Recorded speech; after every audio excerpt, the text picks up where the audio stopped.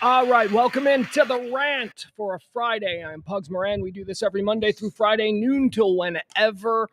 Been doing it for the last 3 years. A stream of consciousness performance is what I'm about to lay on you. What is a stream of consciousness? Well, it's just a man, a narcissist, a middle-aged narcissist, if you will, staring into a camera and screaming about the world that lays before him. I do this every day, as I say. Stream of consciousness is, to put it bluntly, it's just no breaks. It's just me talking. Sometimes pregnant pauses, but only for effect. Most of the time, it's just me giving you everything that you need to know about this day. How do we do that? Well, we perform it in 4 quarters. The first quarter, we take a look at all of the events that have helped shape our understanding of this day. If you will, it's a look back at history or, previously on October the 18th, if you will. We call it antecedently on this day. That's a look back at, I cherry pick the things. Something cool happened on this day in 1939. We riff on it a little bit. That's quarter 1. Quarter 2 is birthdays. That's just where we talk about famous people or celebrities, historical individuals who were born on this day. I almost said purchased. Born on this day. And we just simply decide as a group in the chat room whether they were cool and deserve a happy birthday or are they just like D-bags. That's quarter 2. That's birthdays. Quarter 3, deads. People who died on this day. We look at some names, some big names, some celebs, if you will, who died on this day. We take a look at their life's resume and we decide for ourselves, based on our own Christian Judeo values, did they go to heaven when they died or did they go to hell? That's heaven or hell in quarter 3. Quarter 4 is all the hot topics, current events, headlines, trends, whatever it is that's happening. Today, I'm going to tell you about it. This show is designed so that you tonight at dinner, when you're sitting around, you got something to talk about. Or should, God forbid, you be confronted by one of these peasants out there in the real world at a Starbucks or a 7-Eleven and have them say something to you like, hey, did you hear about? I want you to be able to go, yeah, in fact, I did. I heard about it because I listen to the Rant on the Radio Misfits Network every day. It's talk radio for normal people. And what do I mean by that? Well, what I mean is talk radio. Many of you know I had a wonderful career in big-time major market American talk radio. Talked a lot about beer. We talked a lot about chicks. We talked a lot. It was guy talk. And that went away. That went away. And then it was replaced, all the talk jobs, by, basically people who I think have been purchased by a particular political party or people who just want to talk sports radio. I could do, don't get me wrong, I like sports radio. I love it. As a fan, I'm a fan of sports radio. But I don't know, I just never took that avenue. So I do this, talk radio for normal people. Now, what constitutes a normal person, okay? Here are the people who are allowed to listen to this stream. Everybody else, I need you to leave. I'm not a numbers whore. If you don't belong here, you don't belong here, and that's fine. Go find where you belong. The show is for normal people. People who have never been kicked off an airplane and then gone viral, right? If that's ever happened to you, you're not allowed to listen to this show. If you've ever been arrested in a Target for fighting over like a t-shirt display, you're not allowed to listen to this show. And if you're banned from family events, like if you find out that cousin Ricky got into med school and everybody went out to dinner and you weren't invited, there's a reason for that. And you're also not invited to hang out in our chat room or participate in the show. It's normal people, man. This is non-political talk radio. This is what talk radio used to be. Talk about all the things that are happening in the world without telling you that it's the fault of, Kamala or Donald or whatever. It's not that. It's the way it's supposed to be. Let's see. What do I need to say about this day? Friday. That's right. We are, of course, dependent on your sponsorships. Drop a tip, drop a thank you, I support this kind of talk radio at any time you feel so moved. And if you are the big tipper of the day, then you become, what do we call it? The executive producer. That's right. Executive producer of the show. Oh, it's a big title. Today we have an executive producer. Thank you to Cam. Cam was the big tipper yesterday. He dropped a little something, and today he is the executive producer. Thank you, Cam. Cam's one of the Furious 15 people we can always count on every month to get us across the line. Wear that badge proudly. Or thankfully, not proudly, because, we don't know. You all might just be enabling me. This might not be in my best interest, but thank you. Thank you to everybody. If you want to be executive producer on Monday, all you got to do is drop something in the Venmo account or possibly even the Cash App, whatever. That's it. We don't beg around here, but it is, nice to be supported. So there you go. Small talk segment. Okay, so yesterday was Football Thursday. That means it's a day where I obsess all day long about my son's football game. He played. I gotta give you the context. Like last year, I'm like, they're undefeated. They couldn't be stopped. I did a lot of bragging, And then this year, I'm like, oh my God, it's just a continuation. And I told you about a couple of weeks ago, they got blown out. They came up against look, hats off. Prosper is a really good football school. And, they may have played kids that I thought were bigger and older, but okay, whatever. Hey, and they lost. And then I told you about the couple of weeks off. And I'm like, what the hell, man? The disrespect for junior varsity in this state. So last night was a big game. Big game against Aaron's high school, Lake Highlands. I didn't even reach out there, and I should have. Sorry, Aaron, if you're listening, which you're not, because none of my actual friends listen. And by actual, I mean, you guys are all my real friends too. I didn't mean it like that. But what I mean is like, my friends don't want this. My friends, you know what I mean? The people you hang with. So they played Lake Highlands yesterday, and they lost a squeaker. They lost. That's right. They lost. Lake Highlands, good program, man. But my kid goes to a good program too. So I got to stop using that. I just don't think there's any shame when you lose a hard fought battle to a really good program. A program that's respected. So there you go. That's what happened. And if I seem like I'm not being as animated and talking about it, it's because my son is sitting a couple of feet to my left on a couch on his phone. How did I do with the breakdown of your game? Any thoughts? Any post-game thoughts? He's got none. He just gave the big XO. Let's talk baseball for a second here. We don't talk a lot of baseball. In fact, we've talked no baseball this year because, as many of you know, I've been on a year-long boycott beginning in spring training of my beloved Chicago White Sox. I don't know what's going on there. There's nothing I can do to help them from here. So any interaction that I have with White Sox Nation was just going to be a big, sorry, depressing thing. And I think I was right in spring training to not pay attention to them at all this year. I know nothing about what happened this year to my Chicago White Sox. I needed a year off, and let's keep it that way. Because I'm sure nothing important happened with my Chicago White Sox, and nothing historical went down with my White. I'm sure of it. We'll be fine. Rebuild. So I don't talk baseball. Remember last year? I used to talk a lot of baseball last year. I was into baseball last year. But I have to say, man, a continuation of a conversation that I began having with you guys a couple of years ago when we watched the World Baseball Classic and we watched Team Japan just roll over Team USA. Team USA had forever been the superstars of any kind of world baseball competition. Oh, hold on.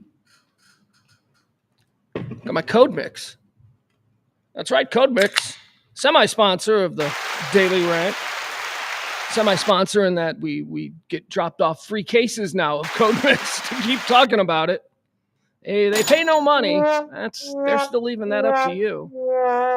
But Code Mix, it's my energy drink of choice. Why? Because it tastes like Red Bull did before Red Bull went all pussy. Yeah, if you're my age, you remember when Red Bull tasted like gasoline and grapefruit. Yeah. It was good. Actually, I used to say that Red Bull, the flavor profile that I think Red Bull initially was chasing were sweet tarts. Because everybody's like, what does this taste like? I can't. Liquid sweet tarts. I'm like, it tastes like liquid sweet tarts. And everybody's like, yeah, it does. Well, that's what Code Mix tastes like. Liquid sweet tarts. Code Mix. So good. Probably not entirely legal. I know. That's an evolving tagline.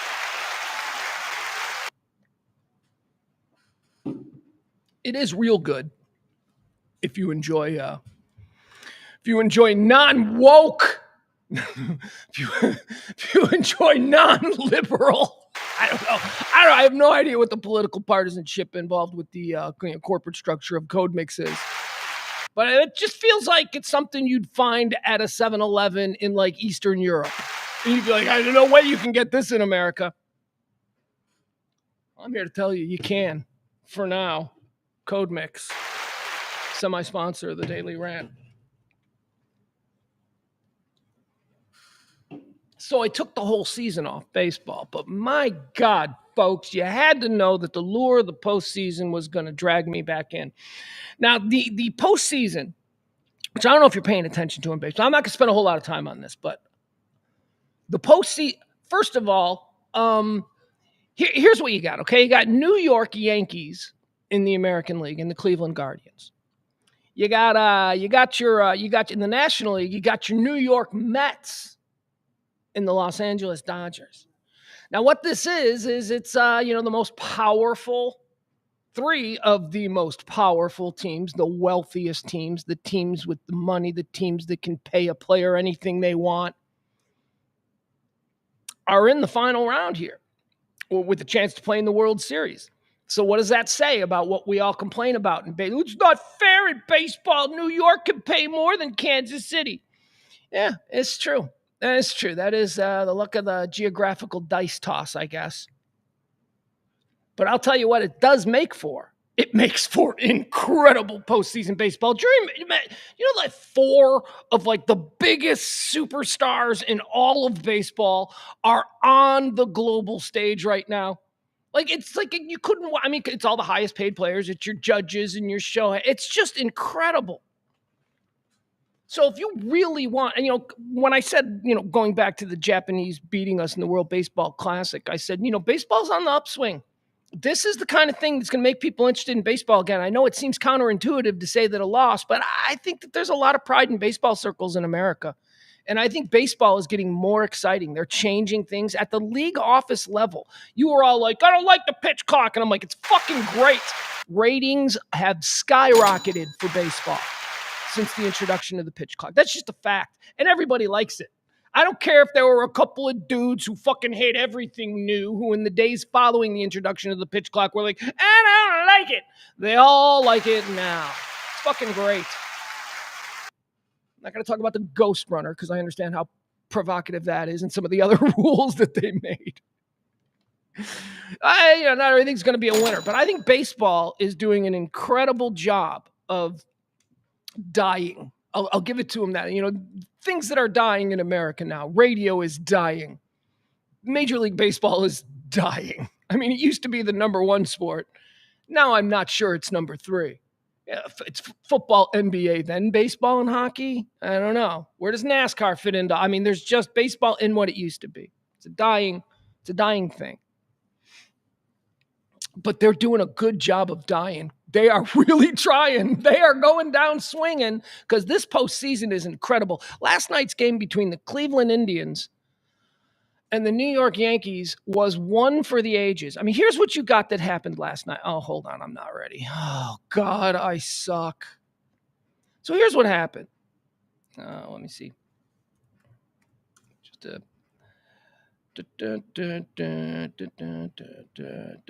Okay, so the Yankees go into Cleveland. They're up 2-0 here in the League Championship Series. You get back-to-back home runs by Judge and Stanton, all right, by the Yankees. Big superstars of baseball go back-to-back, thrilling primetime audiences. Actually, I don't know. Was that game in primetime? I didn't see the game. So you get Judge and Stanton going back to back. The Yankees are taking a huge lead now. They're up 2 runs. They're going to stretch it out.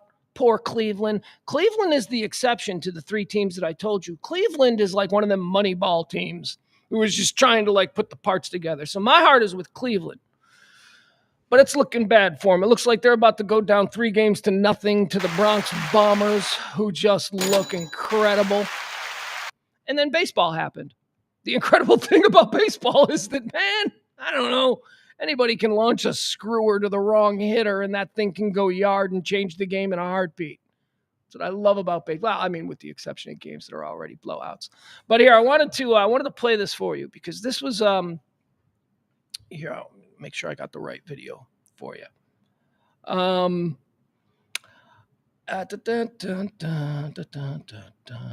right. So anyway.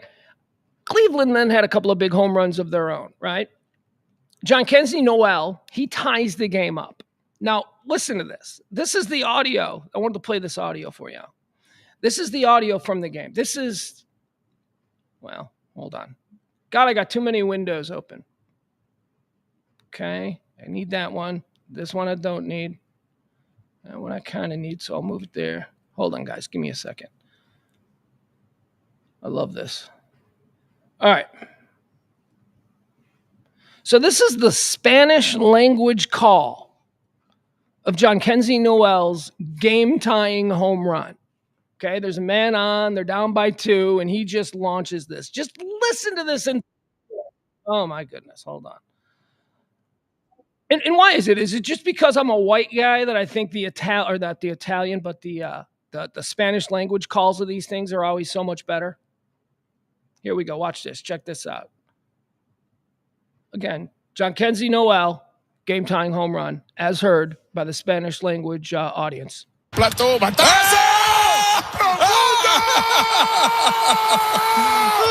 ¡Feliz Navidad! ¡Feliz Navidad! ¡Jhonkensy Noel! Acaba de empatar el encuentro la Navidad en octubre. ¡Qué bárbaro! ¡Qué monstruo! I got no idea what this guy is saying, but he is single-handedly making me love baseball again. Se puso la Navidad y no ha nevado todavía. Lo que cayó fue la explosión que le dije a ustedes si se envasaba Nate Thomas, algo iba a pasar. La puso chiquitita. Jhonkensy Noel. I don't know what the hell that guy's saying, but that guy is awesome. That guy is awesome. All right. Oh, what happened? Why did our pictures change? Hold on. What happened? We gotta go back to the American flag. Ugh. All right. Where's my American flag?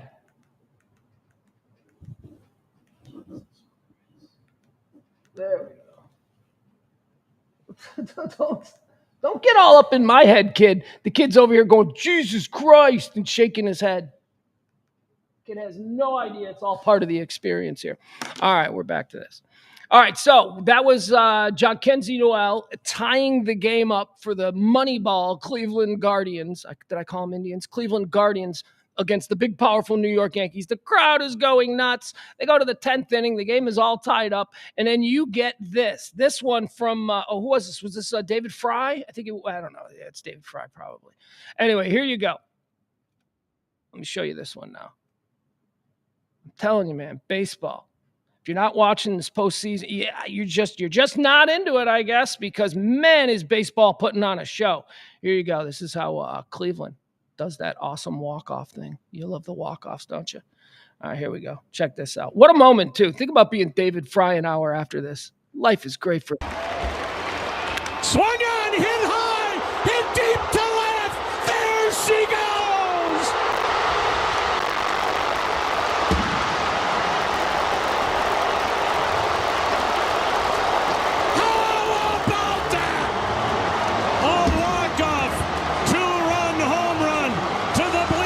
And left by David Fry, and the magical 2024 season is not done. It's not. It has been a magical 2024 postseason season, whatever. I don't know who we're going to get in the World Series. We're probably going to get a Yankees-Dodgers. And, the classic baseball guy in me thinks that's just fine, although I understand what it represents to the game. It represents that, Kansas City's never going to win another world title. It means Milwaukee's never going to win a World Series. It means the smaller markets are in trouble. It means my White Sox may even be in trouble. Because although my White Sox play in Chicago, we're the South Side team. The Cubs are the entire team of the suburbs and, all that kind of stuff.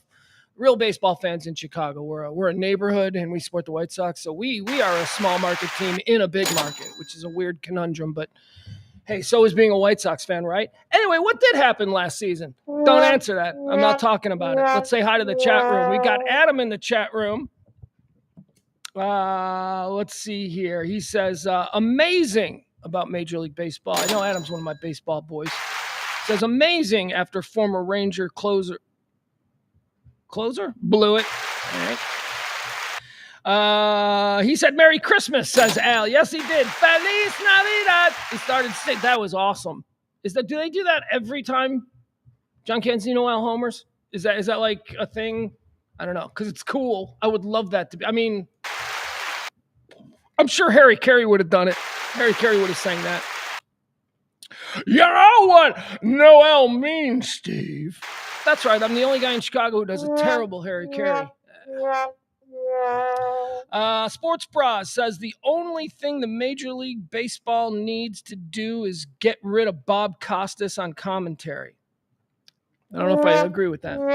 You know me. I'm like always defending the announcers. Like, I don't understand the Joe Buck hate. It's like, what? I think he's pretty good at what he does. I don't understand like the Jim Nantz and Tony Romo hate. I'm like, what? I enjoy hearing those guys. Those guys are good. I got no problem. I get to an extent some of the Chris Collinsworth because he's just an odd duck. He just says odd things that could potentially rub people the wrong. So I get that. But I don't think Collinsworth is necessarily terrible at his job, and neither does anybody else that matters because he's been there for 25 years. I don't like his kid. I don't like that his kid is all of a sudden all over my TV screen. I remember when his kid played safety at Notre Dame. He was good. I rooted for him then. I don't like the Collinsworth kid anymore. I don't like that he's just suddenly on NBC. What the fuck is that about? What? Code Mix. All right. Well, are we good with the chat room? Yeah, we're good with the chat room. All right. I just want to say hi to people. I just like to say hi. No, I didn't make the chat room as big as we need to make it. So let me just run through everybody that I love who's here. All right. We got Peter here, of course. We got Jen here. We got Leslie. Leslie, I think I'm afraid to say that Leslie may have gotten passed over as an executive producer. The next day, we don't have an executive producer. Leslie, who is one of the Fabulous Furious 15, you may have gotten passed over, and I do not want you to think I take you for granted. Hi, Leslie. Fast Outdoor Food is hanging out in the chat room today. Who else do we got? We got, oh, Jesus. Cheese it, it's the cops. We got Edzilla. We got Ed hanging out. He's the boss. He is the boss as we come to you from the Kelly Moore Memorial Studios in the beautiful E Gallery in Dallas's fantastic design district. We are RadioMisfits.com. Radio Misfits Dallas, to be more exact, but RadioMisfits.com. Coming soon, a retrospect and sizzling commentary regarding the iconic American television show Soap, coming soon to the Radio Misfits Network. All right, we got Adam here. We got KB here. We got Jeff. Okay, everybody's here. All right, all the main people that I need here are here today. Mikey D, of course. Jeez, Mama Beller. Byron. Byron's one of the normals, one of the regulars. All right, that's it. What do you say we get started, huh? You think it's time? You think it's time to get the rant started? As I said, a stream of consciousness exploration of one middle-aged narcissist view of the world. Let's go. It's the rant for the 18th day of October, year of our Lord, 2024. It doesn't matter how many days. I didn't do that today. I don't know why I didn't do it. I just got to it. Reading my script, and I'm like, this is normally where I count down the days to New Year. Not going to do it today. It's a special day. My kid's here. All right, what do you say we get started with quarter one on the show? We call this Antecedently on This Day. It's basically just a look back at the events that have occurred on this very day throughout history. Why do we do it? I don't know, kill time.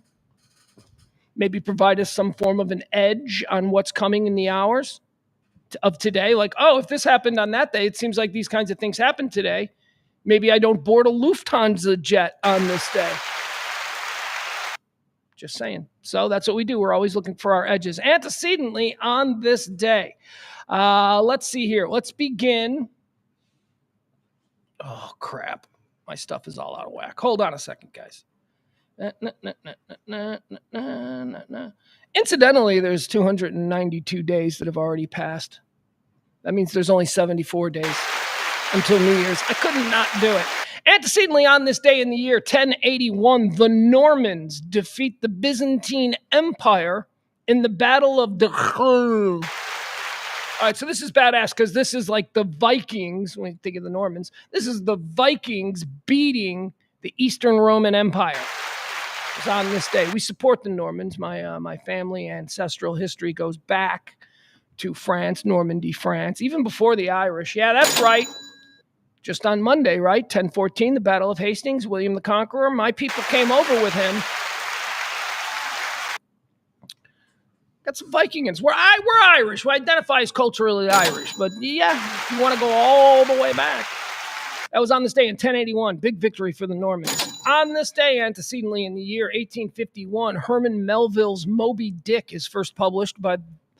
Oh, wow, look at this. First published as The Whale. It wasn't called Moby Dick. It was called The Whale. Wonder why they changed. And I wonder if, like Herman Melville wrote this book and he titled it The Whale. That's his art. That's what he intended. The title's very important. An author, I would assume, puts great thought, great care in considering all the options for the title of whatever it is that he has just slaved the better part of how many years on. So probably what I'm guessing is it was released, Herman Melville released The Whale on this day and it bombed, right? And then some, well-dressed marketing guru of the era went, let's call it Moby Dick because it's got dick in it. People will buy it and now it's a classic. I don't know. I assume that's how it happened, but I don't know. Antecedently, on this day in 1867, the United States takes possession of Alaska after purchasing it from Russia. $7.2 million is what we paid Russia. We paid Russia $7.2 million. They gave us Alaska, and we ain't done shit with it since. It's just sitting there. So it's America's crawl space. That's what Alaska is. It's America's crawl space. Maybe America's sub-basement, but I said crawl space because not all of America enjoys basement living. Basements are great. If you know basement life, you know what I'm talking about. People who don't know basement life probably are very familiar with sitting on a folding chair with an open garage life. That's sort of if you don't have a basement, you sit in your garage. You sit with the door open and you just sit there, pounding beers, saying hi to neighbors as they walk by. People with basements don't have to do that. They just sit in the basement. Antecedently on this day in the year 1898, the United States takes possession of Puerto Rico. Well, you think we ain't done nothing with Alaska? We ain't even made Puerto Rico a state. We should. I have a theory. Here's not a theory, a plan. You know how I always say, if enough of you want to get together and take over the country and install someone as king and you chose me, I would be really honored. But if you did, one of the first things that I would do is, you ever looked at what's around Florida? Have you ever looked at the Bahamas and all those cool ass islands and shit? And Cuba in particular. Right? So you make me king. That's all ours. I'm taking our entire military and I'm just taking all that shit. I'm taking all of those islands. Have you ever looked at the countries that own those islands? It's insane. It's like, okay, this I could swim to this place from Miami and yet it's owned by the Dutch. It's a Dutch island, it's all jacked up. We need all of that shit. That's all like our turds floating offshore. We should claim that shit. That's it. Go to the war. Go to war with the world over the Caribbean. That's my platform. Make me king. Do you remember what America was like when Cuba was basically our 51st state? Because, Cuba was basically on a path to being our 51st state. We had gambling there. It was Vegas. Everybody went there. The mob ran it. It was great. Oh, there were no rules. Because it wasn't America. It was Cuba. They were playing ball. I don't know. I just think that those should all be states. On this day, antecedently, in the year 1944, during World War II, the state funeral of Field Marshal Erwin Rommel takes place in Ulm, Germany. Now, I mentioned this because a couple of days ago, of course, we talked about the passing of General Erwin Rommel, the Desert Rat, one of the greatest military minds in the history of the world. Nazi. You got to mention that too. Although not really a Nazi, because I told you the story of how he died. Erwin Rommel died by suicide after Erwin Rommel tried to kill Hitler. Erwin Rommel was involved in a plot that tried to murder Hitler because Erwin Rommel really wasn't a Nazi and was like, this shit isn't good. But Erwin Rommel was also a superstar in Nazi Germany. The people loved him. And when it was discovered that he tried to kill Hitler, he had to go. But the problem was, again, the people loved him. So a bunch of Hitler's dudes went to Erwin Rommel in his house and said, look, we know what you did. Here's what's going to happen. You're either going to demand a trial, and the trial isn't going to go your way, and you're going to be publicly executed and as a war criminal, as a treasonous bastard against the state. Your family is going to be ostracized, and probably your entire staff is going to be executed as well. So that's option one, Erwin Rommel. Option two, you can take this gun and you can blow your head off. And if you do that, then we'll give you a full state funeral and we'll never tell anybody about what we were going to do, and you can die a hero. So Erwin Rommel took option two. He killed himself, and on this day, say what you will about the Nazis, they followed through on a promise. They gave him a big state funeral. And that was today. Antecedently, on this day in 1954. Antecedently, on this day in 2019, NASA astronauts Jessica Meyer and Christina Cook take part in the first all-female, well, what do you think? Get your mind out of the gutter. Spacewalk.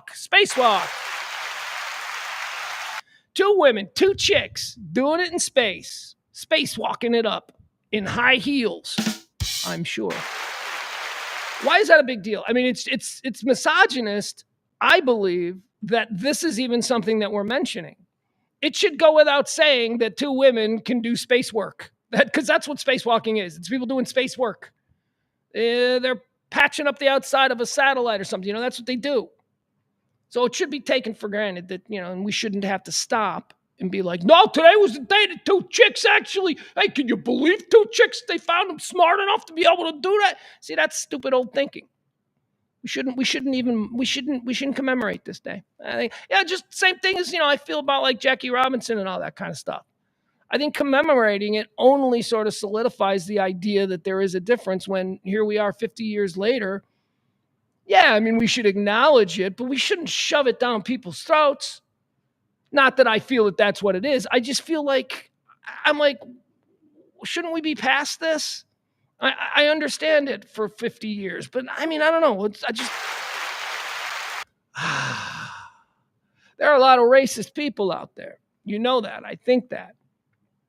But I also think there are a lot of people who aren't racist at all, who are made to feel like they're racist by certain narratives that are prevalent in today's world. And that's why I hedge my bet when I start talking about those things. But ain't nobody against. It's not 2020. It's 2024. Everybody's okay with Jackie Robinson now. He's a hero. He's we know he went through shit, rough time. True. What do they call it? Tip of the spear. It was 50 years ago. I mean, every white kid in America grows up now with a black superstar postered on their wall. This is what happens with the stream of consciousness. You get into these philosophical conversations and now you're in the weeds. Let's keep going. That was on this day in 2019. NASA astronauts Jessica Meyer and Christina Koch, they were the first women to spacewalk. I mean, cool. That's what I say about that. All right, here we go. Next segment, quarter two. Let's do some birthdays. They say it's their birthday. I don't know. I have no idea if it's their birthday. I haven't spoken to their mothers or chased down the various county clerks in the towns they were born. It's just published reports. Born on this day in 1926. Happy birthday, or a big fuck you to Chuck Berry. Rock and roll icon Chuck Berry. Which is it? Chuck wop babaloo bop wop, right? That's Chuck Berry. Chuck Berry's one of the icons, one of the founding fathers of rock and roll. Woo, Chuck Berry. He influenced so many rock stars to come after him with his style and his swagger. Chuck Berry also put hidden cameras in his restaurants and, videotaped women taking shits. So, Chuck Berry was kind of a weirdo. So no happy birthdays for Chuck Berry today. Born in 1926. Born in 1927, George C. Scott. Oh, George C. Scott. Now, that's a badass actor, man. George C. Scott plays, what's my favorite movie? I'll wait. No, I don't have time for your nonsense. Dr. Strangelove. One of the stars of Dr. Strangelove, George C. Scott. George C. Scott plays Patton.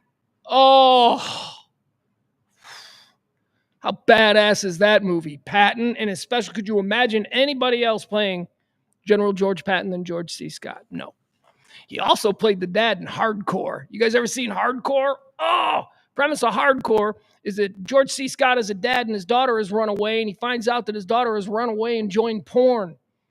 Not like, above board modern porn where you're not proud of your daughter, but at least you don't think she's going to be sold to a bunch of, Middle Eastern sheiks. Nah, this is 70s porn. So the movie's about George C. Scott going across the country as a dad, like a middle America dad, trying to save his daughter from porn. And there's a scene where George C. Scott goes into a movie theater, a porno theater, to watch a movie that his daughter is starring in. And the camera, of course, never shows the screen, but the camera just trains on his face. His father watching his daughter do. Oh my God! George C. Scott goes to heaven for that scene alone. If he was dead. But it's his birthday, so he's cool. Born on this day in 1928, another guy who's cool. I feel bad. Look, nowadays, if you watch college football on a Saturday, you're going to have 25 games to choose from. You can see every game. And every one of those games has a dude calling the game. Hey, Ian Eagle, Jason Benetti. I mean, they're all just so interchangeable. Now, back when I was a kid, there was maybe one or two college games on every Saturday, and one of them had this guy celebrating a birthday today, Keith Jackson. Keith Cornelli. My first introduction to the Red River Shootout. Yeah, that's what we used to call it, the Red River Shootout. My first introduction to that was Keith Jackson. Fumble! Live from the Cotton Bowl. Keith Jackson, ABC. God, he was great, Keith Jackson. Happy birthday. He's long dead. Born on this day in 1928. Born on this day in 1939. This is a real son of a bitch now. And we're going to talk about a real son of a bitch. There are certain guys out there that you just like, yeah, I got respect for him, but he's a real son of a bitch. Nolan Ryan falls into that category. He's a real son of a bitch. He is what he is, and he's a real son of a bitch. Mike Ditka celebrating a birthday today. Mike Ditka. That's a son of a bitch. Mike Ditka, man, that dude. I'll put it this way. He ain't nice. He ain't a nice guy. Mike Ditka celebrating a birthday. 1939. Happy birthday, Mike. Of course, happy birthday, Mike. He's the head coach of the 85 Bears. I mean, my God, is there any more foundational experience of my life than the 85 Bears? Sure, possibly the Jordan Bulls. But man, oh man. All right, Mike Ditka, happy birthday. Born on this day in 1939. Born on this day is umbilical cousins to Mike Ditka. Born on the same day in the same year. Happy birthday or not to Lee Harvey Oswald.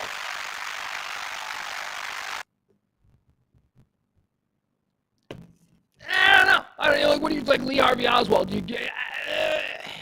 I know he shot a cop. That's what I know. So fuck him, all right? Everybody, Lee Harvey Oswald was a patsy. He didn't shoot Kennedy. Okay, but he shot a cop. Shot and killed a cop.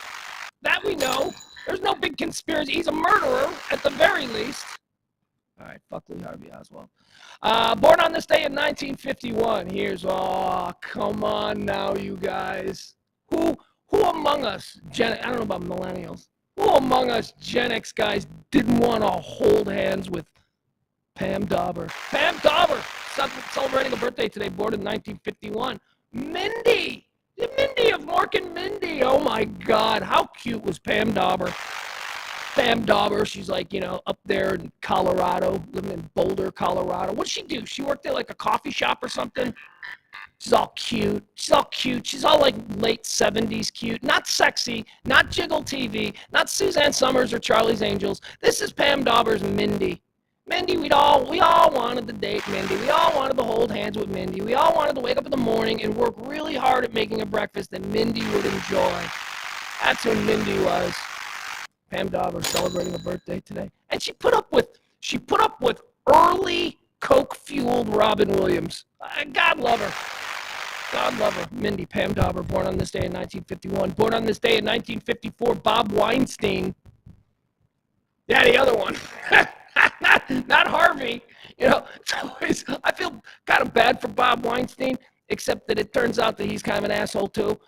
Although not like the sex-crazed rapist asshole that his brother is. But, Bob and Harvey Weinstein created Miramax. Miramax Films, one of the most important film production companies of all time. I mean, just look at their trophy case. I mean, they've got dozens of Oscars. It's crazy.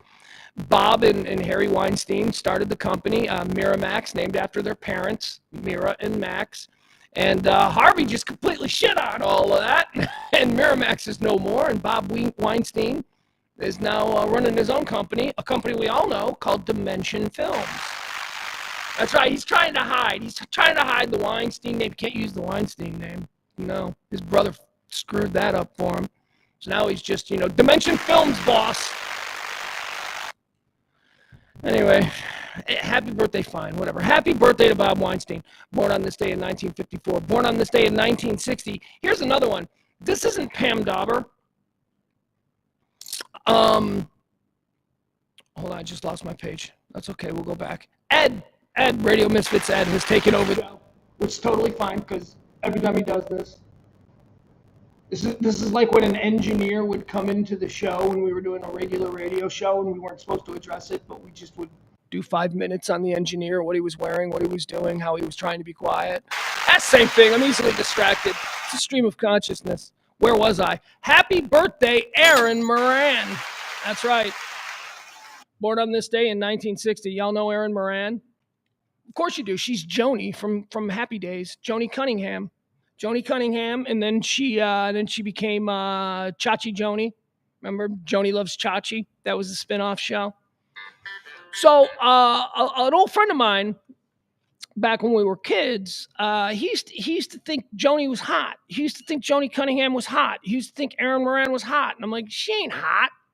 She's like, and if she is hot, she's like Jan Brady hot. Like, hot because she's on TV, but, just normal. Like, and that doesn't mean she's ugly.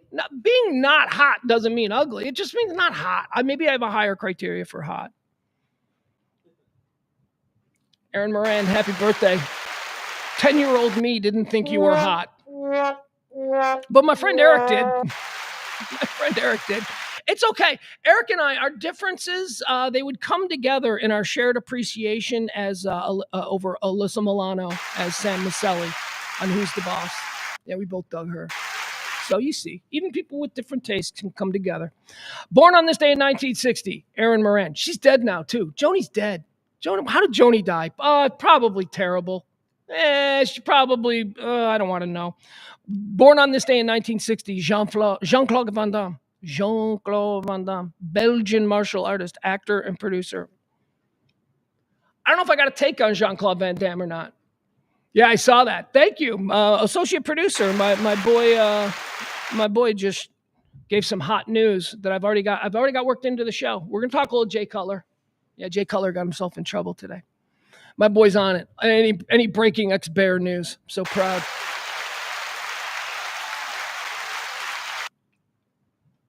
It's Jean-Claude Van Damme's birthday. I don't really have a take on him. I don't look. There were so many. Do you remember the age of the action hero? I mean, it started with the big guys. The big guys were Arnold and Sly, Sylvester Stallone and Arnold. They were the big action heroes. And then people went, you know what? This is all people want. Let's just make nonsense action movies. And then you had sort of a sub thing, a sub success with action heroes, guys like Chuck Norris. See, those weren't big Hollywood films. The Chuck Norris stuff, they were all independent, smaller budgeted films than the Arnold stuff and the Sly stuff. So I would say Chuck, Arnold, and Sly were like the three guys. And then they gave us like Steven Seagal. Remember that guy? And we don't know if he was real or not.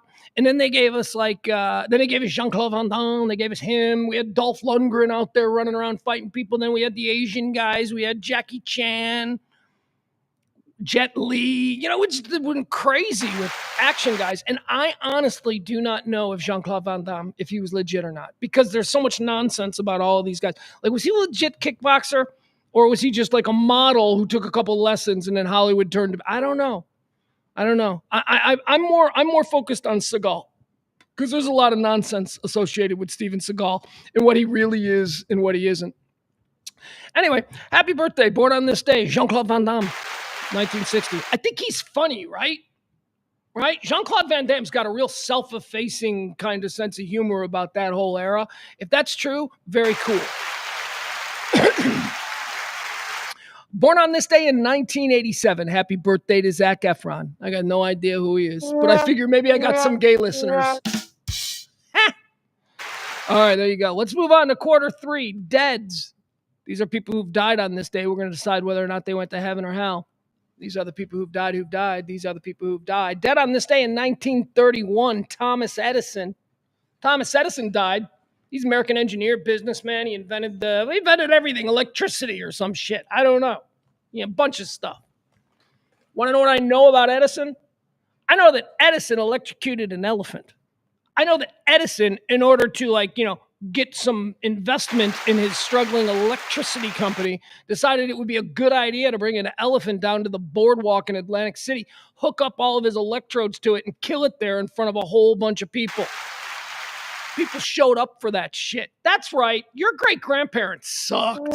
Your great-grandparents were like, hey, let's go down to the boardwalk. They're going to kill a giant elephant. Your grandparents were not good people. Your great-grandparents were even worse. All right, so Thomas Edison, he electrocuted an elephant. He also supposedly stole all that shit from Nikola Tesla.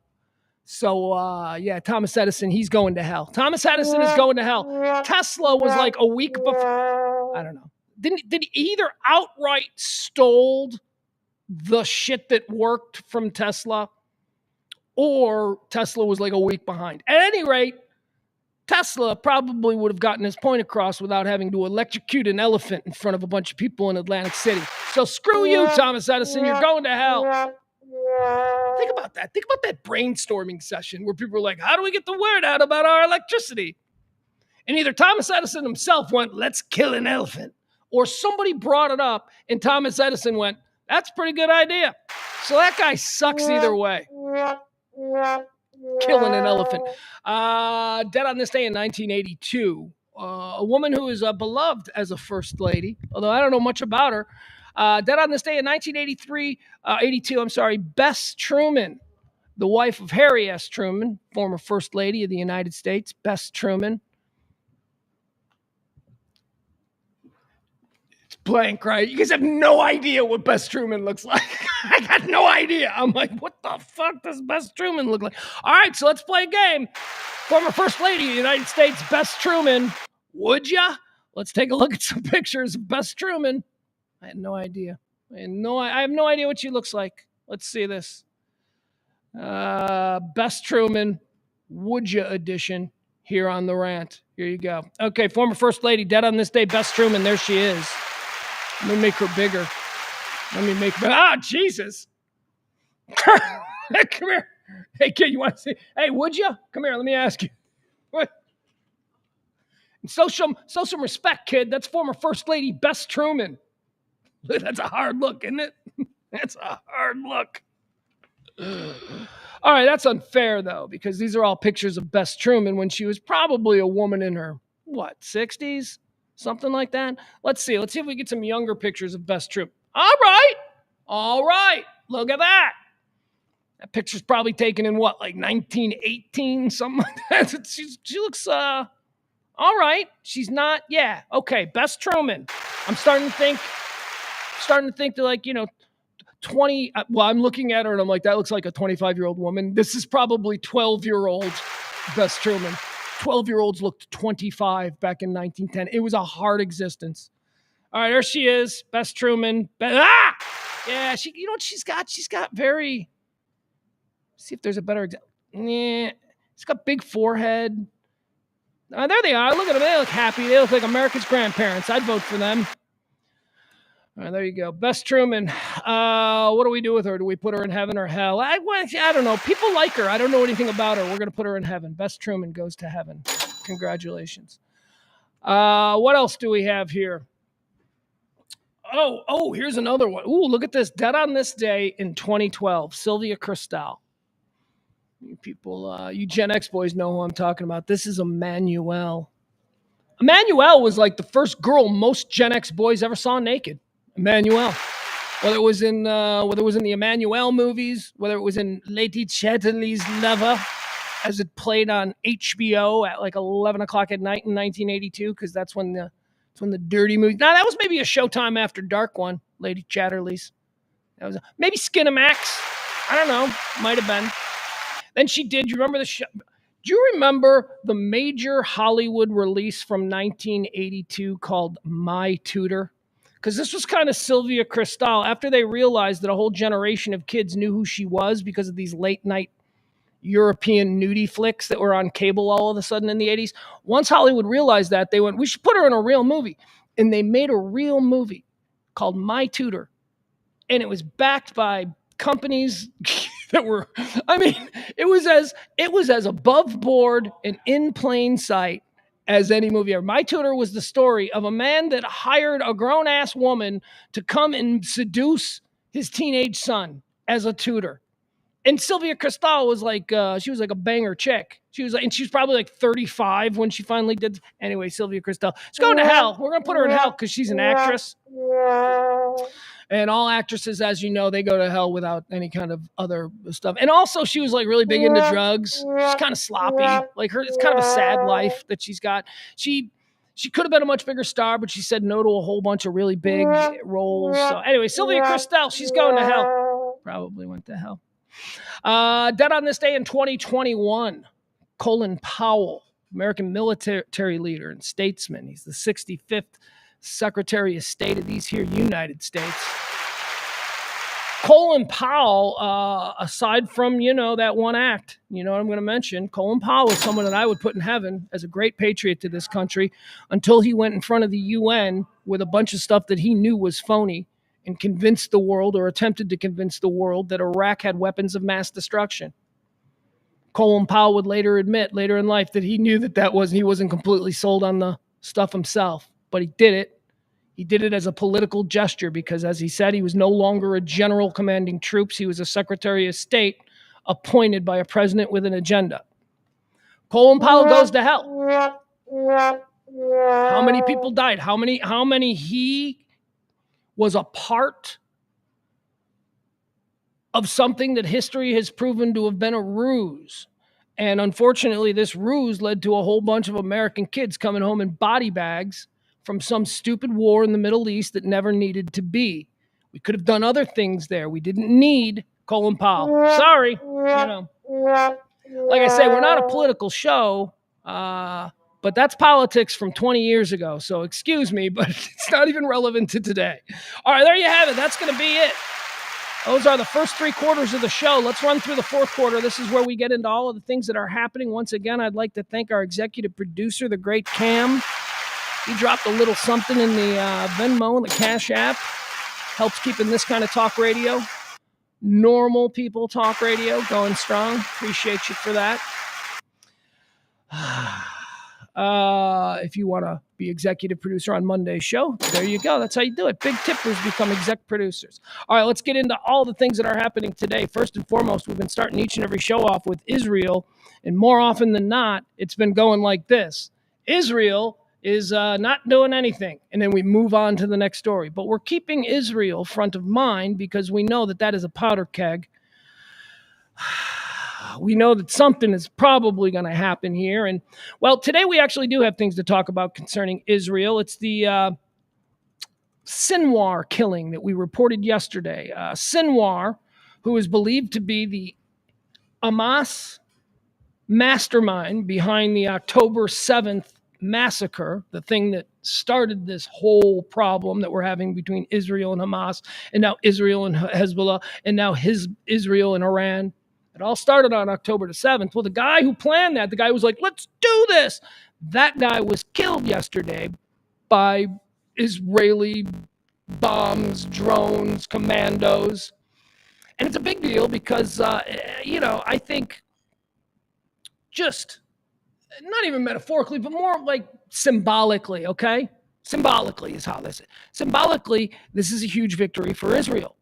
So possibly, and I know yesterday I was a little snarky about it, but possibly this is an opportunity for Israel to feel a little bit of vindication and maybe draw back some of the more aggressive things that we've seen out of them in the past couple of weeks. maybe Israel can now be like, well, okay, we got that guy. At least we got that guy.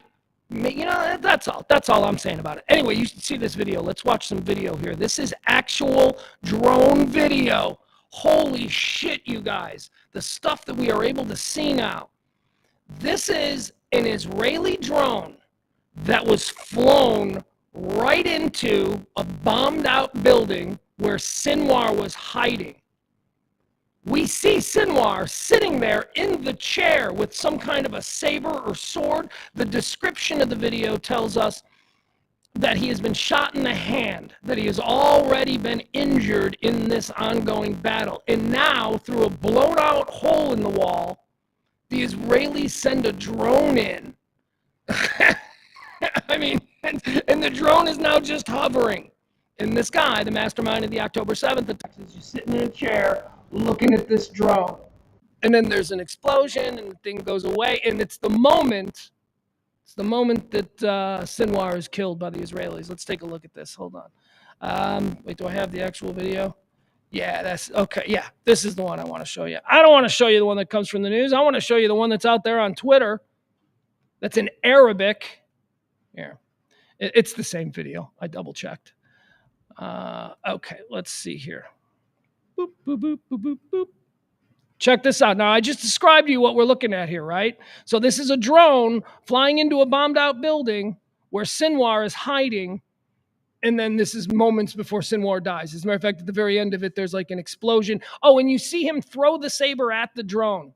Like he's staring at the drone and then he takes the saber and tosses it. That's the last thing. We'll look at it a couple of times. I'll also minimize myself here and make the picture bigger. Check this out. Okay, so here's the drone flying around. And there he is. Okay, do you see him right here? See where my cursor is? I think they're going to outline him in a second, but this is Sinwar, the mastermind of the October 7th attacks. I don't know what that dust is. I don't know if the drone is firing at him or, he's not reacting so much. All right, now with his left hand, you're going to see him start waving a saber. See it? He's got this saber in his hand. It's right here. You can barely see it, but he's going to begin to wave it. This, again, is Sinwar, the Hamas leader who planned October 7th, being filmed by an Israeli drone. These are his last moments. He knows the shit's up. This is like a Tom Cruise movie. This is like those drone police that just fly into your window. There he is. Okay, see, they've outlined him for you. It's just incredible that we're able to see this.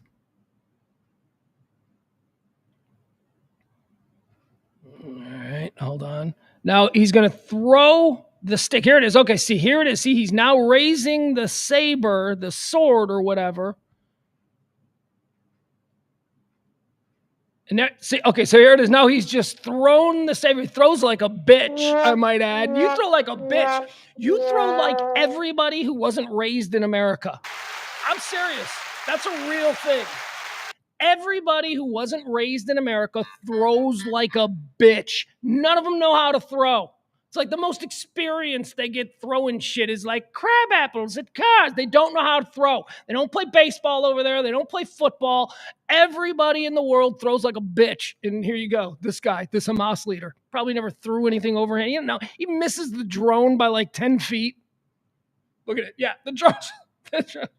And that's it. All right. Anyway, that's pretty cool. There's actual video of that horrible, horrible person. All right. We're learning more today about Liam Payne. Liam Payne, of course, the singer from One Direction who,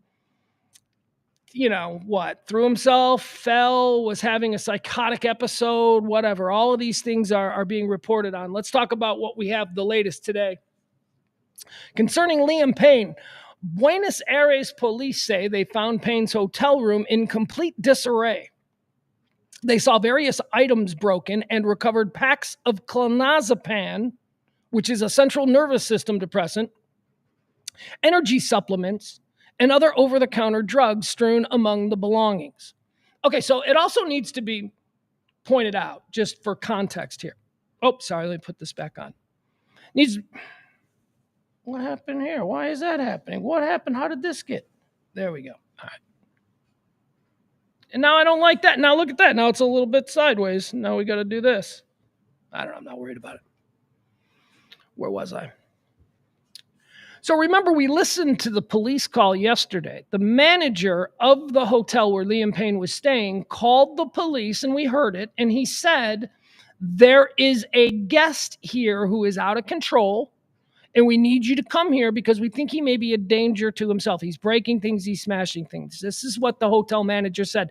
And I pointed out that shit must have been going really crazy because hotel managers at fancy hotels don't call the cops on high-profile guests. They don't. It's bad for business. They handle it internally with security. They have ways to calm down rock stars who are tripping, right? Nice hotels have done this before. They don't want it in the papers. So something must have been really wild for this hotel manager, I think, to pick up the phone and actually rat on a celebrity for being bad. Calls the police. And I also think it's important context to know that when the police arrived, Liam Payne was alive. The police were not called because there was a body on the pool deck. The police were called because somebody was going nuts. So the police were on scene when he died. And we also saw pictures from the hotel room yesterday, and we saw what to basically a person who's been to, we saw drugs. We saw obvious signs that there was drug use. We saw folded up tin foil with burns and ashes and lighters and things that looked like pipes. So we know that there were drugs involved. But now we're hearing here from the official police that all they found, a forensics team, all they found were packs of clonazepam, which is a central nervous system drug, and energy supplements. And then they go out of their way to point out, and other over-the-counter drugs. Well, we saw that he was smoking something out of some kind of tinfoil. So, okay. Forensics teams also reported that authorities recovered a whiskey bottle, a lighter, and a cell phone from the internal courtyard where Payne's body was found. Remember, he was on the 3rd floor. Evidence collected from the scene, a statement from Argentine authorities added, suggested that Payne was going through some kind of substance abuse episode. Yeah, I think he was well noted, I guess, for having issues with alcohol and drug dependency. So this would not be out of character. We also talked about how he seemed to be the runt of the One Direction crowd. Of course, you're in a band with, Zayn Malik and Harry Styles, and they go off and they go solo, and they're huge, and you're one of the guys that, again, you're like the Joey Fatone, right? Watching Justin Timberlake or whatever. I don't know, was he in the same band? I don't know, whatever. I'm not gay or was ever a little girl, so I don't know a whole lot about the lineups of boy bands, but he was going through some stuff, this Liam Payne. He wasn't being as successful as the other people, his buddies. They were going, and he was in Rio. He was in Argentina. Sorry. He was in Buenos Aires, because his bandmate, Niall Horan, who is also more successful than him as a solo act, was kicking off their global tour down there. So he was down there to support his much more successful friend. Let's also add to this the fact that I told you last week, or not last week, I told you yesterday that last week or 2 weeks ago, his management team dumped him. So he's watching his buddy be Harry Styles. He's watching his buddy be Zayn Malik. He's watching his other buddy, in person there in Argentina kick off his global tour. His management team has just fired him. His records aren't selling. He's got problems with drugs and alcohol. And then you introduce the situation with the girlfriend, Cassidy, that I think is real. His girlfriend is some Instagram model or something, Cassidy something or other, and she left 2 days ago. This is not on her. She has every right. She apparently left him down there 2 days ago and said, I got to go back to work. I got stuff I got to do. I'm not a pop star who can just lay around. So she left him. And I theorized that him in his state, being the kind of person I assume he is, which is an entitled pop star. If you've ever seen Game of Thrones, you know who Joffrey is. I think that that's how all of these people behave when they don't get what they want. So I kind of imagine him doing, being hurt by that. How can you leave me now? And she leaves. He goes into a tailspin. And it culminates with the police being called around 5 o'clock yesterday because there's a guest at the hotel who's on drugs, going crazy. He's probably a danger to himself. And the cops arrive. So that brings us up to here. Multiple sources have confirmed that the singer was axed by his record label, Universal Music, just days before. Okay, so now let's add that. He was dropped by his management 2 weeks ago. And then last week, it's now being reported that Universal Music had dumped him. This poor kid was going through stuff. Multiple sources have confirmed that the singer was axed by his record label. A source said Liam's advance from Universal Music was massive, and he didn't recoup it. Out of all the One Direction boys, Liam was on the wrong path musically. It is understood that the release of his second album was put on hold by Universal Music after they dropped him. So he's got music now that can't be released because Universal is like, yeah, we're not in your business anymore. Meanwhile, it can also be revealed that Liam's PR company resigned earlier this month, which left him without any publicity or representation. So think about this now. This is a guy who is 31 years old. He's been famous since he's 16. He's never had to do a damn thing for himself. He's got management. He's got PR. He's got a record label. And now his management team dumps him. Then his record label is like, yeah, we're not in business with you anymore. And then last week, his PR people dump him. And then his girlfriend goes, but this poor guy, man, that is... And I'm not making excuses. I'm just saying we're all human beings and we all go through shit. And, look, I say that, he's a Joffrey type. Well, so what? We also have to have compassion for the Joffrey types. They're human beings. Everybody should show compassion. I don't know. This is just a really sad... Meanwhile, it can also be revealed that Liam's PR agent resigned earlier this month, which left him without any publicity or representation. The resignations, okay, so this is also something new that's being revealed. The resignations of his PR firm and his management came as Liam's ex-fiancée, someone named Maya Henry, began legal proceedings against him after accusing him of repeatedly contacting her, which is a nice way, because he's dead, of saying stalking. So this is new. A new thing where he's being accused of stalking his ex-fiancée, and apparently whatever information or proof they have of it is so bad that his PR agency and his management all dumped him, and possibly the same reason that Universal Music dumped him. I don't know. But maybe Universal Music just dumped him because he wasn't selling, and they gave him way too much money to be him. And anyway, there you go. That's the latest on the Liam Payne situation. Still don't know if he, jumped, fell, committed suicide. A lot of stuff going on that suggests suicide, but then drugs make you not think clearly. Yesterday, I theorized that maybe he was doing this thing, oh, poor me, I should just jump. And he was standing precariously maybe on a ledge or something. I should just jump because nobody loves me, that whole thing. And then because he was all fucked up on drugs, he actually slipped and fell. So who knows, man? This is just a really sad situation about a human who was in crisis. And now we're going to very publicly dissect it because that human in this case happened to be famous. All right, let's talk about a meat recall. We got a meat recall in this country. I brought it up last week when it was small, but now apparently the meat recall is very big. A listeria recall. 12 million. God, I thought it was 1.2. 12 million pounds of meat and poultry. And some of it's sent to schools. So, school lunches. Here, a nationwide meat recall of meat and poultry products produced or potentially contaminated with listeria has expanded to nearly 12 million pounds and now includes ready-to-eat meals sent to schools, restaurants, and major retailers.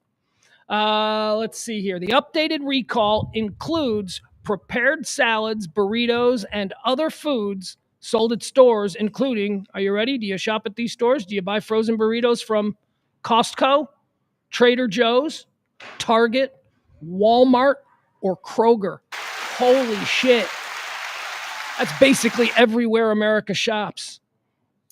Blue Pack, stuff you're looking for anything that is from Bruce Pack. Bruce Pack stuff. There you go. Richard Branson's in the news. Do you know Richard Branson? He's one of those billionaires who tries to be a fun billionaire, but he's really just a D-bag. Richard Branson owns Virgin Hotels, Virgin Airlines, Virgin Records, all of that stuff. I don't know how he made his money. I'm not sure. I don't know. But he's also one of these balloon buffoons. You know, going all the way back to like the 80s, Richard Branson was like this crazy man who was going to take a balloon higher than anybody had ever gone in a balloon. You know, all that shit. You know how I feel about the balloon guys. Just before they had rockets, all the billionaires had balloons. They were absurd. Anyway, check this out. Richard Branson is now a part of a new ballooning venture that will take you to, well, let me just read it to you. I'll read it to you. You tell me if this sounds like something you'd like to do. If you've got an extra $125,000 laying around, Richard Branson will happily be your captain on a balloon flight. Here's how it works. It's not just any balloon flight. It's a space balloon. It's a balloon that's going to take you right to the edge of space. Richard Branson to co-pilot Space Balloon's first crewed flight to the edge of the atmosphere at $125,000 per seat. So Richard Branson will co-pilot a hydrogen space balloon that will float a small group of high-paying passengers higher into the stratosphere than any commercial balloon has gone before. All right, again, Jesus, man, imagine your ego when you need that. I've been in a balloon higher than anybody else. It's a fucking balloon, dude. We don't need balloons. Nobody's gonna use a balloon for anything other than just being a dickbag like you. So Richard Branson is going to co-pilot this thing. The Virgin Galactic founder will be at the helm of the spaceship Neptune. It's a balloon, jackass. No, it's Spaceship Neptune.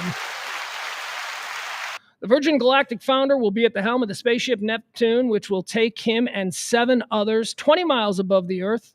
Each passenger will be on the hook for $125,000 per ride. The Florida-based company, oh, you knew it was Florida-based. They got under DeSantis, they got no rules for nothing down there. Got nothing. You can do whatever you want in Florida. My God. Except for abortion. You can't do that. That's like the one thing. That's the one thing. Maybe, maybe ask an adult about why you have these gay feelings. Can't do that either in Florida. I don't think that's a...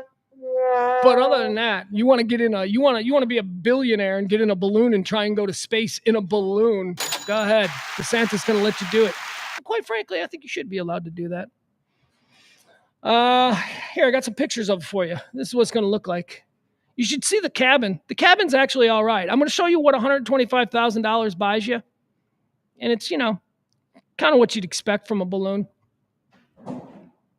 A $125,000 balloon. All right, so there you go. You see that? That's the picture. That's what this thing looks like. You're, of course, this person down here. You're dangling down here. Here's the thing. This thing is really big. See this tiny little area where my cursor is? The basket, the balloon basket, or cabin in this case, if you will.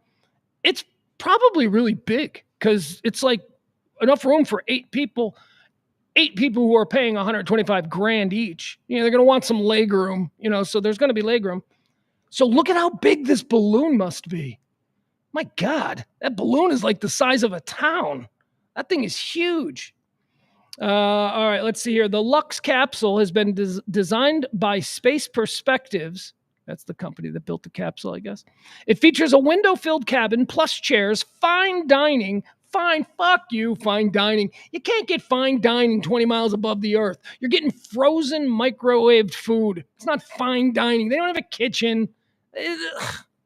But, when the price tag is $125, you better call it, you're not going to call it a sack lunch, I guess. So fine dining, whatever. You get fine dining, cocktails, gonna need them. Keep them coming, sweetie. I'm a little nervous here. Fine dining, cocktails, and even onboard Wi-Fi. The floatable lounge also has a proper bathroom dubbed the Space Spa. Oh, please. The total trip time for your $125 in this thing is going to be 6 hours. 2 of those hours will be ascending. Okay, it's going to be, and then 2 more hours are going to be reserved for passengers to peer out of the capsule at maximum height. And then I guess another 2 hours to get back down. Passengers don't need to worry about being physically fit like astronauts. No. Hey, $125,000. They're going to bend a lot of rules for you, I'm thinking. It says here I'm by 20 pounds the fattest person that's ever gone to space. Should I be concerned about that? Your check cleared. You're fine. It'll be fine. That's suggested weight. We really don't know. There's a pic here. All right, check this out. All right, so this is the Lux cabin. See that? It kind of looks like doesn't it kind of look like a bar at the top of a tall building in Detroit? Like sometimes tall buildings they have like these lounges on top. That's what it looks like. It looks like a lounge at the top of a building. All right, Richard Branson. That's what he's getting into these days. What else do we have here happening today? A story about teen smoking that I wanted to talk about. I was like to my kid, I'm like, hey, you want to talk about teen smoking? He's like, no. I'm like, okay. So there's an article here today, and I always think it's funny. It's almost like seeing a midget. Like you don't see many midgets in public, so whenever I see a midget, I'm like, awesome. I mean, I do that to myself. I don't do it like audibly. That'd be mean, but I'm like, check it out. That's cool. Because when I was little, I maintain we used to see a lot of midgets. We used to see them everywhere. I just don't see them anymore. And there's nothing. It's not a big deal. It's just an observation that I've had in my life. Why do you hate midgets? I don't hate midgets. That's not what this is about. This is just about something I used to see a lot more of. All right? That's what it's like. Same thing with kids smoking. Like, you never see like a 15-year-old smoking. Like out in front of the 7-Eleven, like you used to see, you'd like pull up to the 7-Eleven, you'd see the neighbor's kid out there smoking a cigarette. You'd be like, the neighbor's kid smokes. Yeah, we don't get that anymore. Kids don't smoke. And I'm like, that's so weird. I wonder if a kid who does smoke, like cigarettes, like not vapes, all the D-bags are vaping. Although not really, according to this story. But anyway, I digress. Like, do you think like a kid, like a new kid, like if you were a new kid at a high school, you got sent to a new high school and you were the new kid, like you should smoke. I would never like tell kids that they should smoke, but that's just when every kid was smoking. Now nobody smokes. So go ahead. If one kid wants to be the cool smoking kid, like how do you think that would go over? Like the kid shows up, he's a new kid, he's smoking. Would teachers even know how to handle that? Like what would a teacher say if she saw a kid smoking? Because it used to be like when I was in high school, it was you can't smoke on school grounds. So like the stoners would like cross across the street and just stand there and smoke. They got them on a loophole. 25 years ago, nearly 30% of high school students smoked cigarettes. That's 25 years ago. 30% of kids were smoking in high school. This year, it was... Are you ready for what it is? Are you ready for, my God, I hope you don't have stock in cigarette companies. 25 years ago, 30% of high school students smoked cigarettes. Today, 1.7%. 1.7% of the coolest fuckers in American high schools. They're all cool. All cool or slutty. There's some slutty chicks in there. There's some slutty chicks who are smoking. Cool dudes and slutty chicks make up 1.7% of the American high school population. I'm kidding. Smoking is like the grossest thing. Well, my kid doesn't. He's not. He hasn't been bitten by the tobacco bug. And you know what? Neither have many other kids. That's what this story's about. 25 years ago, 30% of high school students smoked. This year, that's just 1.7. That's one, and so it's 1.7 this year. That's down from last year at 1.9. That's 1 year decline is so small, it's not even considered statistically significant. But it does mark the lowest since the survey of teen smoking began 25 years ago. All right. Is there something really bad happening? Because I keep losing my script here. That 1 year decline is so small, it's not even considered statistically significant. But it does mark the lowest since the survey began 25 years ago. The middle school rate, middle schoolers in America in 2024 who are still smoking cigarettes or who are smoking cigarettes, okay? That was at 18% 25 years ago. You know what it's at now? It doesn't even rate. They don't even rate it. There's not enough. Like 0.00. So that would make you think, well, that's probably because of vaping or these nicotine patches. No, not really. 7.8% of students vape regularly. And I'm not talking about stoner vaping, because that's a whole other thing we got to be worried about. But the kind of vaping where you're addicted to nicotine, to the delivery of nicotine. Only 7.88% of people, teenagers in high school, are vaping, addicted to nicotine. Anyway, that's good. Overall, that's good. Nicotine is a terrible drug. It's I consider nicotine one of them drugs like sugar and caffeine, where we know that they're terrible for us, but we just keep going anyway because what else do we have here? CVS. I was telling you about Walgreens the other day. We talked about Walgreens, and I waxed poetic about the old glory days of Walgreens and Mallgreens, and how Walgreens sells liquor where I'm from, and then down here they don't sell liquor, and it's very confusing. Walgreens filed for bankruptcy. A whole bunch of Walgreens stores are going out of business. And I said, well, I guess CVS won the war. That would be incorrect, because today comes news that the CEO of CVS, Karen Lynch, is stepping down. CVS, the company, shares tumbled early Friday after CVS Health also said its third quarter earnings will come in well below Wall Street expectations. Karen Lynch is going to be replaced by an executive named David Joyner, who will attempt to steer the company. Okay. Ed, what are you doing to me? I'm reading a news report. Anyway, CVS is in trouble.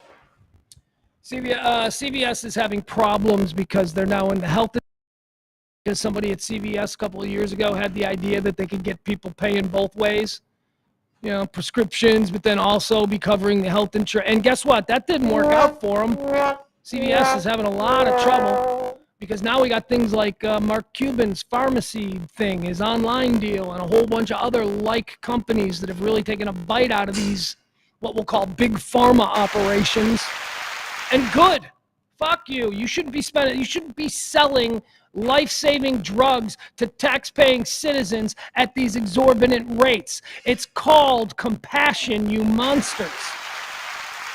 Nobody's saying that we're against capitalism, but we're saying that capitalism, when mixed with a certain degree of compassion, is probably what I like to think our founding fathers had in mind. And you wouldn't doubt me because I'm saying this in front of a flag, which means I'm more American than you. All right, moving on. CVS is also in trouble. Walgreens is in trouble. Teen sadness. I don't care about that. How about Tom Brady? Here's an interesting story. So Tom Brady, he's now a 5%. Is it 5% or is it less than that? I don't know. He's a minority shareholder in the Las Vegas Raiders. Tom Brady, right? The GOAT, Super Bowl champion, the legend himself, Tom Brady. He's now a A-team sports broadcaster, sports play-by-play guy. He's also now my minority owner of the Oakland Raiders. Now, here's the problem. Tom Brady is also being paid like absurd amounts of money by Fox to be their main guy. Remember, they paid him all this money? But there are rules about these kinds of things, and being a play-by-play guy or a color analyst or really being allowed in a network at all. And these rules are meant to create objectivity. Tom Brady can't do what he has signed a contract to do with Fox now because of his entanglement with the Raiders. So here's what they're trying to do. They're trying to work out will adhere to a very strict set of guidelines when he's calling games. And let me tell you, Tom Brady is not the type of guy. He's not good enough at doing color commentary yet. And that doesn't mean he can't get good. He probably will. He's an interesting, charismatic guy, but he's not great yet. And I don't think these limitations are going to help him. I don't think Tom Brady is long for the broadcast booth. If he is buying a 5% interest in the Las Vegas Raiders, he is basically saying that, yeah, I know it's a conflict with my broadcast work, but, one is the broadcast, one is an owner. So anyway, here are some of the new restrictions. Listen to this. After Tom Brady became a minority owner of the Las Vegas Raiders, the NFL imposed restrictions on him to prevent an unfair advantage for his new team. For example, Brady is not allowed to be in another team's facility for players or coaches interviews in preparation ahead of any game that he calls for Fox. That's huge. See, I don't know if you guys understand this or not, but the guys who call the game, especially if it's a high-profile weekly game, it's the only game they're calling, those guys the week before will be at both teams' practice facilities, interviewing coaches, doing one-on-one, standing on the sidelines, watching what they're working on. They do this so that when they're calling the games, they can say things like, when we sat down with the tight ends, they were all joking about. That's where that stuff comes from. Tom Brady can't do that now. Tom Brady, if he's calling a game, for Fox, he can't, like, let's say the game he's calling for Fox is Cowboys-Eagles. He can't be at the Star the week before. He can't be in Philadelphia with the Eagles learning shit. So he's got to now go on the air, not knowing all this stuff, but whatever. It's Tom Brady, right? He wasn't hired for that. He was hired because he's Tom Brady. So there's one thing that he's not going to be able to do as a broadcaster now that he's a part owner of the Las Vegas Raiders. Also, he can't watch practices. I think we already said that on site, and he won't be able to attend production meetings of the broadcast either in person or virtually. So the production of the game, he can't even know what's coming. He's got to walk in cold. This is also weird. This is going to make it very difficult for him to know what's going on. Finally, as a member of the league, Tom Brady is subject to the NFL's gambling policy and is also subject to the NFL's anti-tampering policy. All these rules will be a massive challenge to perform in the booth. And, there's a myriad of other things that I'm sure people will start complaining about. We do live in the social media age, so these things can't be stopped. What happens when Tom Brady, a new owner of the Raiders, calls a Kansas City Chiefs game and seems to be slightly biased against the Chiefs? So same thing with any of the teams in that division. What happens when he calls a Chargers game and, is critical of Justin? I mean, this is a problem. I don't think Tom Brady is long for the broadcast booth. I think he's the kind of guy who's reached a place in his life where he's allowed to try almost anything, dip his toe into any body of water he chooses. And he decided to try that with broadcasting. But this Raiders move tells me he ain't long for the broadcast booth because you can't be an owner and be a broadcast color or play-by-play guy. Let's see. What else do we have here? Barbra Streisand's got a new album. Anybody care? No, I don't give a crap about that. Although she's doing duets this time with people who she probably shouldn't be doing duets with. Let's put it that way. Like Bob Dylan. Like she's doing a thing with Bob Dylan.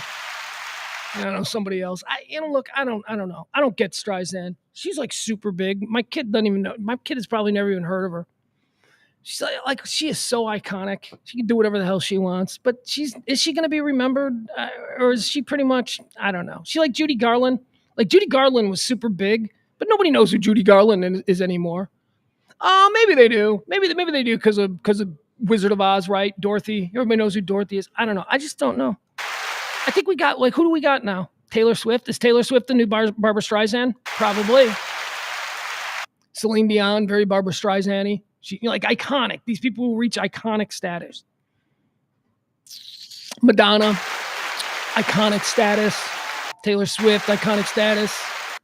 And I would say, you notice I'm not mentioning any black artists. And that's because I don't think it's the same thing. I think there's something very white about Barbra Streisand. Now, if you want to do that with black artists, I don't start with Barbra Streisand. I start with Diana Ross. So, Diana Ross, you got your Beyoncés, your Mariah Careys. There's been a whole bunch of them who have reached that iconic. All right, there you go. Streisand duets. None of us are going to buy it. None of us are going to hear any of it. So why are we wasting time? I have no idea. Do I want to do this? Let's do Jay Cutler. All right, Jay Cutler got himself in trouble down there in Tennessee. Jay Cutler, he's no longer married to that Kristen Cavallari, right? Jay Cutler, former NFL quarterback, highly recruited, highly drafted, big shot out of Vanderbilt, went with the Broncos, ended up with my Bears for a number of years. Good gunslinging quarterback. Didn't really seem to like football much. That was a problem. But he was good when he tried. Problem is, he didn't seem to try much. Anyway, made a big old bag of money, got out, fairly healthy, married a reality TV star, and ended up with his own reality show for a couple of years. And if you guys remember that Jay Cutler reality show, and I call it the Jay Cutler reality show. I know full well it was the Kristen Cavallari reality show. He was just the husband, but whatever. He was funny. He didn't like her. I can tell. You were like, this isn't going to last. He rolled his eye. She was always like hanging out in his kitchen with a whole bunch of gay hairdressers, and Jay just never seemed to be down with it.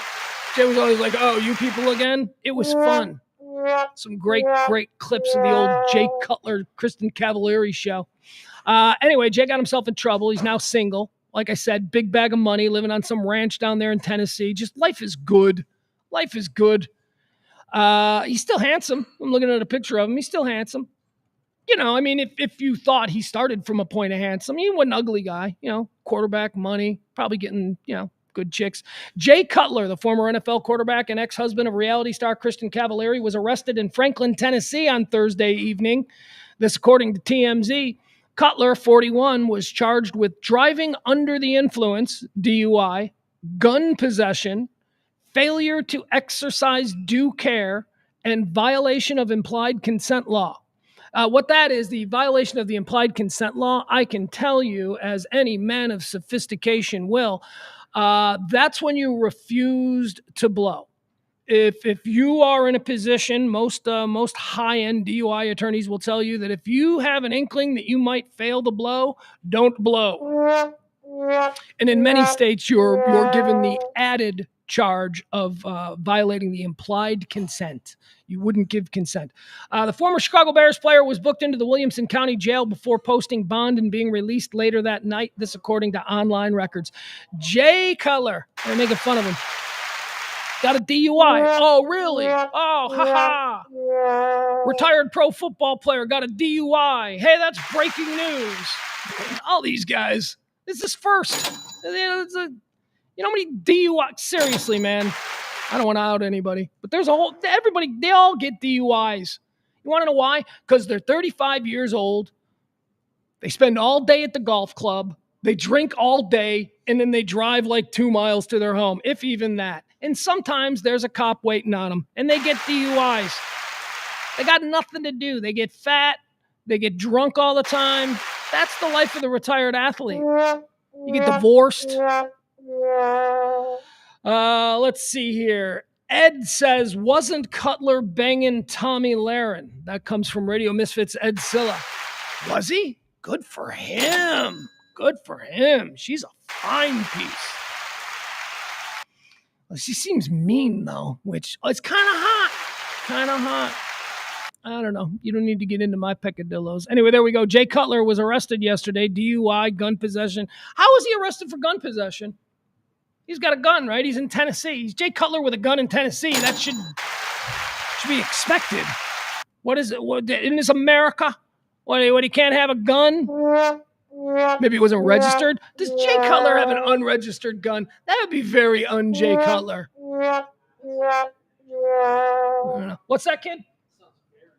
The boy says that sounds very Jay Cutler. All right, what else do we have here? Oh, Snoop Dogg is making news today. Now, this is not a political show, but I do think it's interesting that Snoop Dogg can have this duality that is just so widely embraced by everybody in this country. Snoop Dogg, Calvin Brodus, is a guy who I remember being on trial for murder 30 years ago. I remember he was a scary-ass gangbanging hip-hop guy who, number of authorities thought that he was at least complicit in the murder of a guy. So that's, where Snoop Dogg first came to me. Then, he becomes this iconic hip-hop artist, this great artist in the genre. And then as has happened with a number of these sort of iconic hip-hop guys, they were mainstreamed around 2001, 2002, 2003. It began with Snoop Dogg by teaming him up with Martha Stewart. Remember that? Oh, my God, Snoop Dogg is hanging out with Martha Stewart. Before we know it, Snoop Dogg is co-hosting the Olympics on NBC. That's where we are now with Snoop Dogg, hosting the Olympics on NBC. We got Ice Cube selling reverse mortgages to old people. We got Ice-T screaming about, is your car broke? You could get this extended. These people have all been mainstreamed. They have gone from outlaws in civilized society to the very cornerstones of that same society. Snoop Dogg. I'm just saying. I remember how we changed on him. So anyway, Snoop Dogg, and I wanted to get to to pointing out that, he's one of the main mascots of the Olympics, man. NBC put him on. Isn't he lovable? He is. Everyone in America loves Snoop Dogg now. I'm like, my grandpa didn't love Snoop Dogg back in 93. My grandpa had some real hot takes about Snoop Dogg back in 1993. Not everybody loved him. You love him now. We love him now because he's cute and he's always stoned. We don't think stoned is, we know that's okay now. So that's not as big a thing. He's still stoned. A lot of people had to confront that idea when they were like, well, if I like Willie, I suppose I gotta like Snoop. Yeah, you do. Snoop went on a radio show on Sirius XM today and became old school 1993 Calvin Brodus fighting for his life again. Snoop got political. This show isn't political, but I do want to air this. I want you to hear Snoop just because it is such a weird contrast with how we saw him at the Olympics just a few months ago. America's cuddly teddy bear, Snoop, Snoop-a-doop-doop. This is him. I believe this is yesterday on Sirius XM, a talk show. Snoop Dogg being interviewed. Hold on, let me see. I got this right. And again, look, if you're like politically sensitive and all that stuff, just tune out now. Just whatever. But Snoop gets political, and again, I find it fascinating that this is a guy who just a couple of months ago was America's big lovable mascot. Snoop Dogg on Sirius XM. The piece that I have says yesterday, although another thing says recently. So anyway, here we go. All right, politics real quick. Now, we all hate... I apologize. I really don't apologize, man, because a lot of my fans get mad at me when I talk bad about him. But I think it's safe to say most people in our culture do not. You need to know that a lot of your fans are racist. Ain't no fucking way around. Don't even try to put no I do. I don't give a fuck. I tell them straight up, motherfucker. If you like that nigga, you motherfucking racist. Fuck you and fuck him. Now what? Draw the line, nigga. He drew the lines. Exactly. He drew the motherfucking lines. Before him, there were no lines. Everybody was everybody. We respected everything. We didn't trip. But nigga, when you drew the line, nigga, start pointing motherfuckers out and saying, nigga, fuck y'all then, nigga. Yeah, that's how you and them. If you're just tuning in with Kanye too, nigga. Don't forget about him too. Fuck you too. All right, politics. Kanye too. Fuck that N-word too. Man. And now, why do I point this out? Because whether you agree or disagree with Snoop Dogg's take on Trump and Kanye, that doesn't matter. That's fine. That's political. That's ideological. Here's what I appreciate about Snoop Dogg. He's not bought and paid for. He is not bought and paid for. He has a big old sack of money. He's got generational wealth. He's just living life. He's just doing whatever the hell he wants. If NBC wants to pay him to come on and be a cute little cuddly mascot, he'll do that. But also, if you think he's worried about jeopardizing that avenue of income or that job path or whatever it is, if you think he's worried about that and he's going to go on a high-profile urban radio show and talk like, no, man, I love that. That is not a dude who's bought and paid for. He's not. You can't be the corporate darling and the mascot of the NBC Olympics 2 months ago and also have that staunch of a political take where you're dropping N-bombs and F-bombs and all of that stuff. I like Snoop. Like I said, I'm not a political guy, but I think that's interesting. Again, just 2 months ago, it was cuddly Snoop, cuddly, and that. Now he's MFer, N-bombs, you're a racist. He just called everybody who supports Donald Trump a racist. Wrap your mind around that. Snoop Dogg, who everybody loves, just called everybody who supports Donald Trump or Kanye West a racist. There's a big bombs from a very culturally influential dude right there. Here's something. Here's the last. I'm going to leave you with this. You're going to love this. This is the last thing we're doing today. It's all right, kid. We're on our way out. All right, here's the last thing we're going to do today. This was at Forest Lane and Central Expressway yesterday. I spend a lot of time driving around Dallas, our finer roadways, and I've seen some shit, but leave it to our friends at Dallas, Texas TV to have captured this little interaction at Forest Lane and 75 Central Expressway yesterday afternoon. Check this out. I want to get it from the very beginning for you. Do a little play-by-play here if we need to. It's a fight. It appears to be a traffic jam.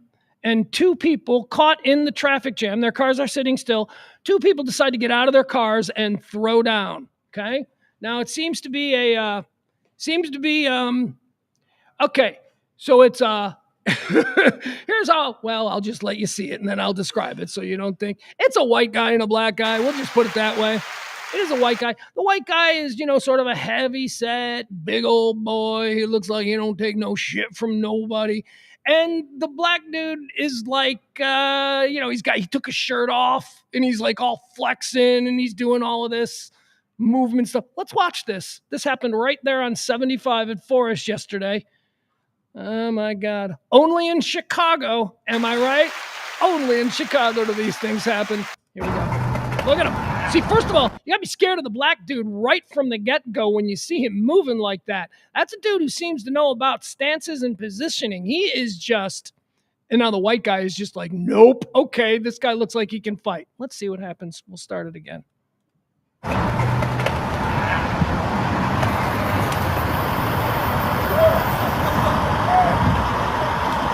Oh!